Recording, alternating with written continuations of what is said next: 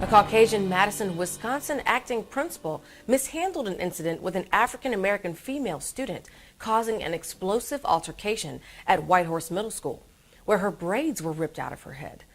Rob Mueller-Owens has been forced on leave until further notice. The incident was caught on tape, but the tape won't be released until further investigation. With more on this story, here's Nell Johnson. Nell? As you said, Brittany, Principal Owens is on leave pending the investigation by the school and the police department. It's allegedly that he pulled three of the young lady's braids out of her head on his way, taking her out of the classroom. He was called into the classroom by the teacher because the two students admitted to spraying perfume, well, one of them did, in the bathroom on each other. And when they got back, the perfume activated the teacher's allergies. And when she asked, first question, neither one of the girls admitted to it until later on. Wow. So the incident between the teacher and the student caused the incident essentially with the principal. Do you think that he overreacted with what happened?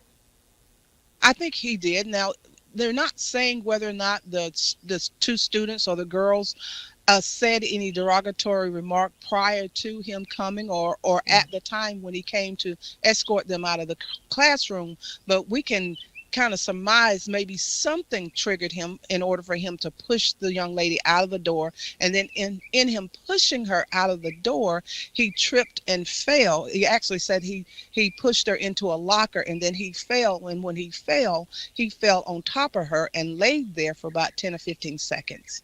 Wow. So what is the status of the principal now after what's happened? Well, he's on administrative leave, as stated earlier, and he's on leave until the investigation is complete by the school and the police department. Now, both entities have watched the surveillance camera, which has caught all of the incident on it. So you say surveillance cameras.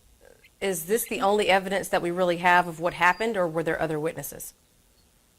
Only other evidence is the student herself, and the student herself called her mom. The school didn't alert the mom to the incident at all, or call the school nurse in to check on the girl's head after the three braids were pulled out of her head.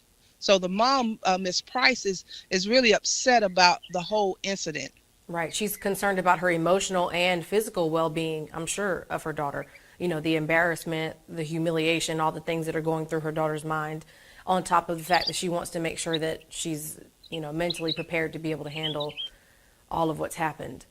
But as far as students or anybody in the community, teachers, faculty, how is everybody really responding to this incident? Well, nobody is really responded. Even the principal himself has not responded to any of the allegations. And mind you, probably because it's been caught on that tape. And had it not been for the surveillance cameras, perhaps it would be a he say, she say thing. But since it was caught on tape, there's no disputing what actually happened. In the fact that he fell on her and he pushed her down. And then stayed there for a little while before he got up. Now, he is a big frame man, so perhaps that's why he couldn't get up as quick as someone who with a smaller frame. But the fact is that he fell on top of an 11-year-old child.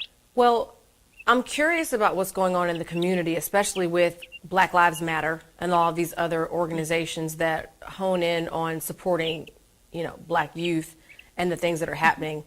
How have they responded? Have they said anything about this incident or what they plan to do to address it? Not yet. I believe they're waiting to the outcome of the investigation. As you know, it's really heightened with a lot of things going on in the community, and you would think with the surveillance camera and the footage, because the video don't lie, that it would be an open and shut case. But we've seen in other incidents where you have had surveillance cameras and the outcome was still different. So I believe they're just waiting to see what the outcome is going to be and hoping for the best.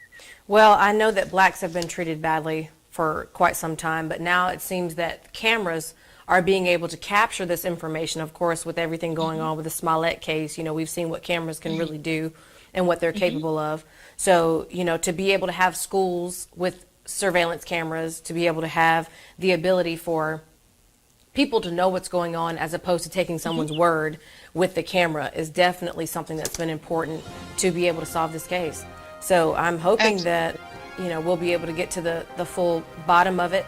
And it's been an unfortunate incident. So thank you very much, Nell. Appreciate it.